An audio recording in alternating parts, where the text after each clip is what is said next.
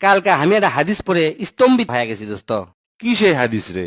হাদিসটা ইনকা, যখন দুই ভাই বোন একসাথে গল্প করে তখন আল্লাহ কয় তুমি সময় ডাক থামিয়ে দাও। পরে ওই হাদিসের বিস্তারিত দেখে তো আমি অবাক লেগে গেছি, কারণ ভাই বোনের সম্পর্কটা দুনিয়াতেই শেষ।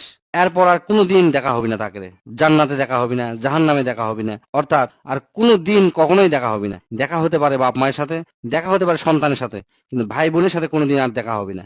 তাই সকলের কাছে আমার অনুরোধ, এই দুনিয়ার থাকতে ভাই বোনেরা কখনো ঝগড়াঝাটি করেন না, বোনের হক কখনো মারে খায়েন না, জমি জমা ভাগাভাগিলে কখনো ঝগড়াঝাটি করেন না, কারণ মৃত্যুর পর আর কোনোদিন দেখা হবে না।